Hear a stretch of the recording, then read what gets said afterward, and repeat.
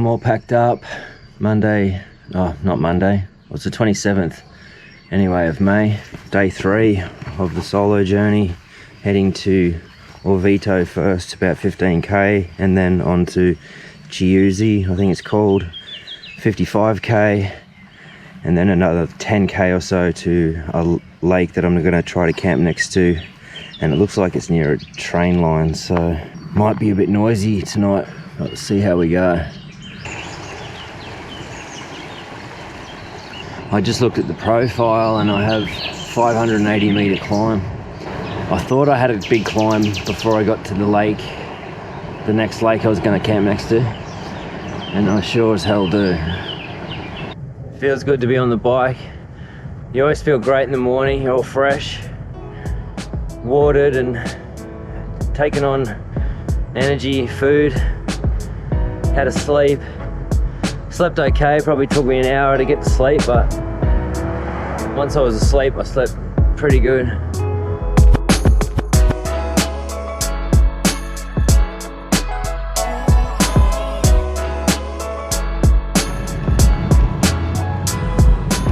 I need to get water. I only got about half a litre or 400ml, and got to get some fruit.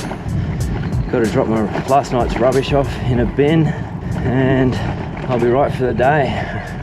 Camper. Wonder if that means they have tent sites. I doubt it.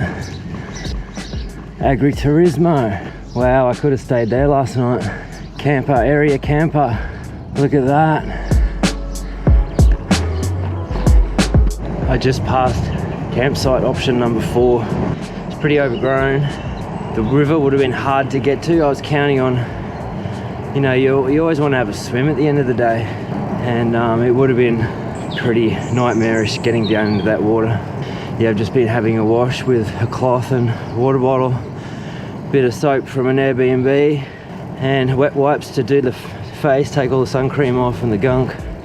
You actually feel quite revived, and it's surprising. It makes a big difference just wiping yourself down.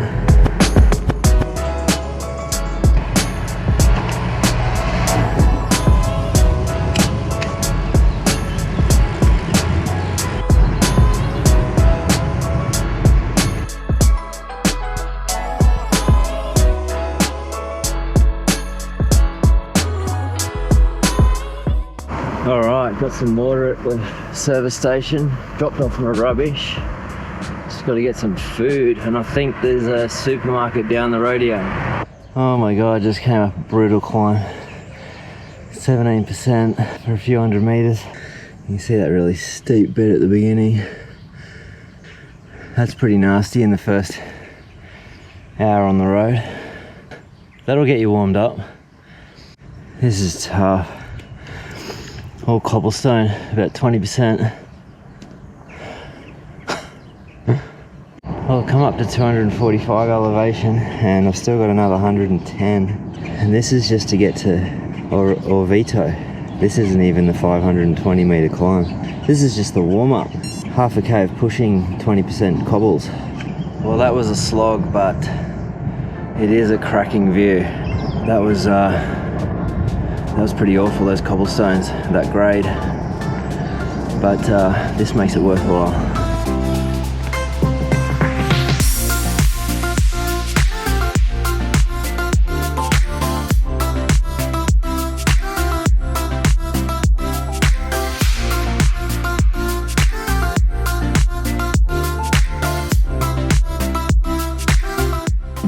Well, I think this is the town of Orvieto. So now I have to change routes onto the next Eurovelo route. This is so nice. I want a coffee so bad, but I know it would just dehydrate me more. So I'm not gonna have one. I wonder if it's market day every day. It is Saturday, so I think Saturday or Sunday. It's probably market days on the weekend. This is pretty. The Eurovelo, you just curse it sometimes, and then it takes you out into these little gems, these little towns that are just so nice. Orvieto is a picturesque town perched atop volcanic cliffs with an awesome panoramic view and Gothic cathedral. What makes it special is the intricate network of underground tunnels, wells and caves, offering a unique and mysterious subterranean adventure for visitors. I'll come back down in elevation again, heading to Pianlungo where I can get some more water before this big climb. And this town's only about another 5k away.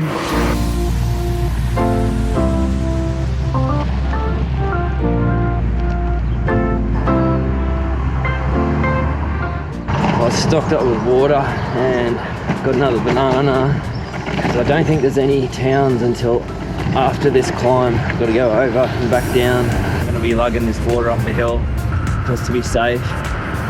Basically there's nothing up the top. And if I remember correctly from looking at the satellite, I think this is a gravel climb. I just hit the gravel and it is the colour of the gravel that I remember from Google.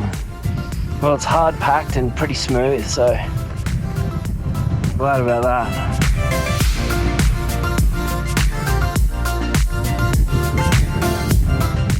Wow, what a beautiful area.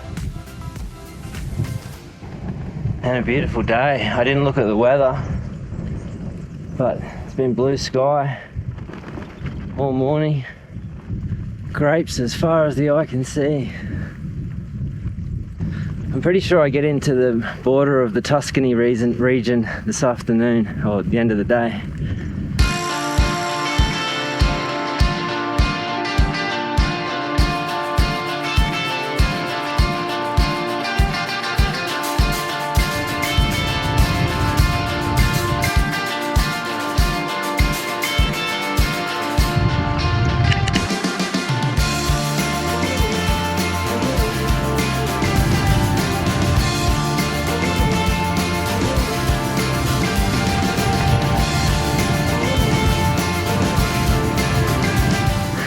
It looks like we're taking the road less travelled now. We're going left here. A little bit bumpier, but I had a look on the satellite and it looked pretty good.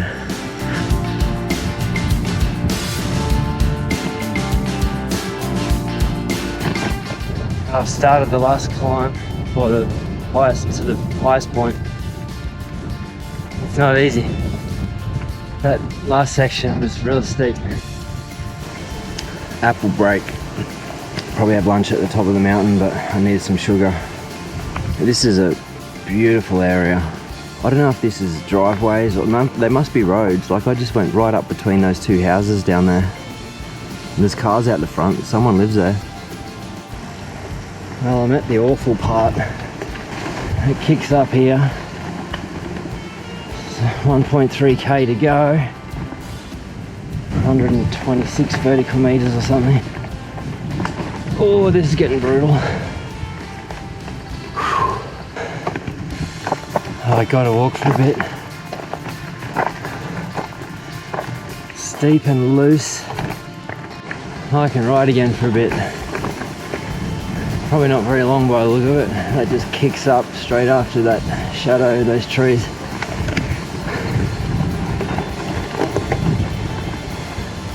I made it up this steep bit because I could see this concrete in the background. I could see this concrete coming up at the top.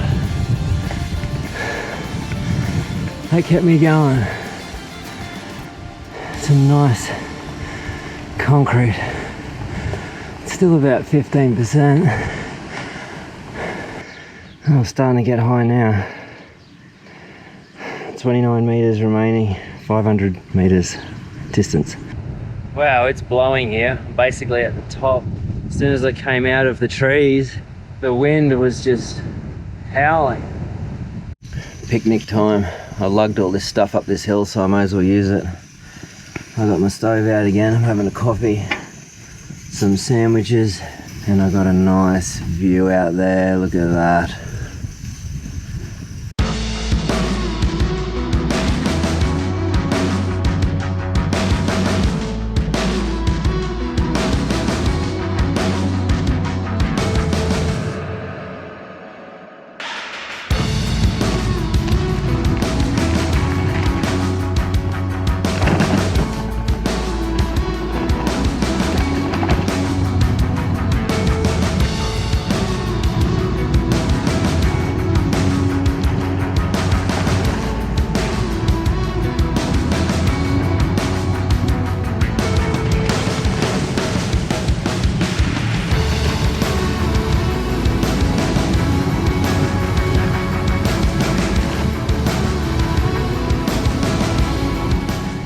glad I'm still elevated a bit and I've got this breeze, because it's probably very hot with no breeze down at a lower elevation.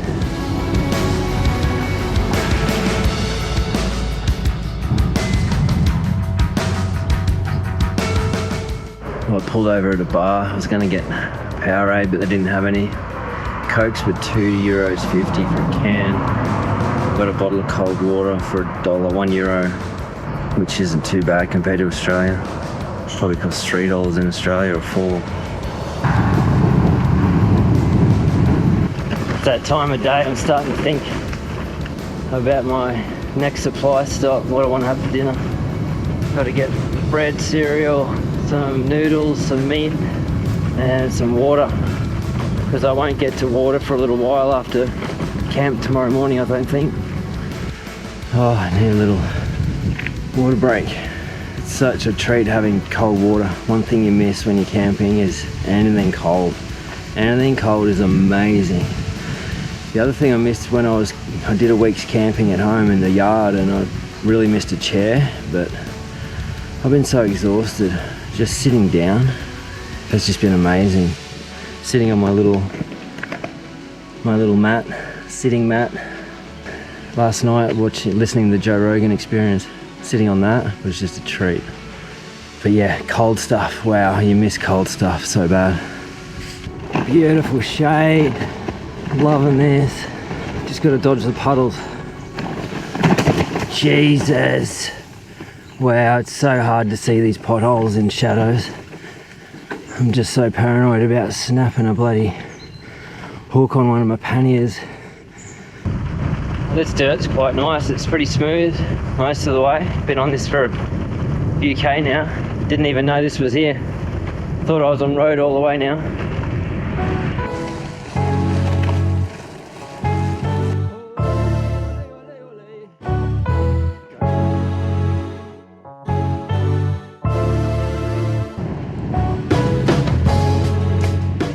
Well, the killer afternoon headwind is back again.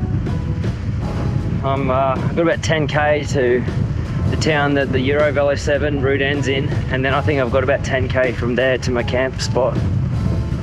But at least it's blue sky. I wasn't expecting to have all day blue sky yesterday and today, so really thankful for that. This northerly's blown the cloud away. Thank God. Well, that was a big win.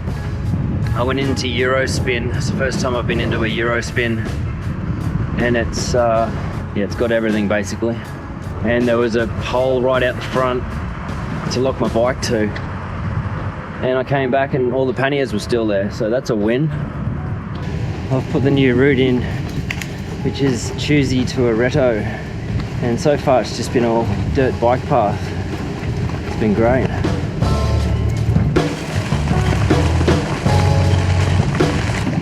I just filled up my water bottle with my micro squeeze. I was going to film it, but it was so awkward. And it looks pretty good. Alright, let's get on the road. I've washed my nicks. It doesn't look too inviting for a swim. There might be a better spot further down for a swim. That wasn't actually where I was planning on stopping. That was the first thing I got to. So this is the spot. The water don't look much better. It's a nicer spot though. Well, I should have come here first because there's a tap right there. Now I just got to follow this cycle path and I'll get to a junction where the track goes down to a cell phone tower or some sort of tower, and I'm hoping I can camp down there. It's pretty quiet out here. I'm out in, this cycleway goes between farms and stuff. It's great. Well, I knew that. I looked on the satellite, but it feels even more remote when you're here. How's these little bridges? Can only just fit. I've never seen so many seeds. It's like riding through snow. It actually feels real soft too. So this is a bit of a disaster. The tower is like an observation thing for tourists.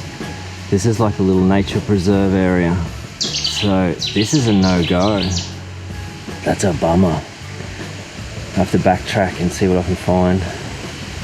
Well, I'm doubling back about half a K, I think. I think I can see something on the satellite that somewhere I might be able to hide.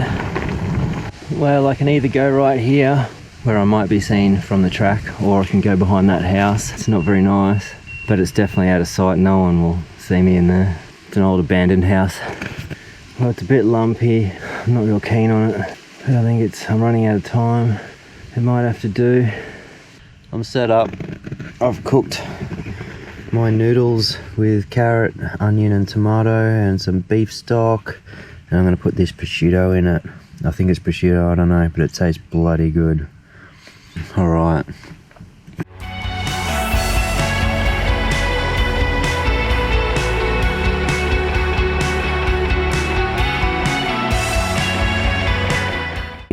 Okay, route notes. The route was good that day. There was no backtracking. The climbs were tough, the 15-20% climbs, but it's definitely one of the more scenic rides between Rome and Bologna, or Lake Garda. It was probably one of the best days. This is what I thought was a cell phone tower that ended up being the observation tower, and it would have been too soggy to camp down here anyway with all the rain that I had when I was there. And this is at Lake Montepulciano. This is the Eurovelo 7 and the track that goes down to that tower, and I end up doubling back down here and camping next to this little house here. And that was fine. I was well hidden and no problems.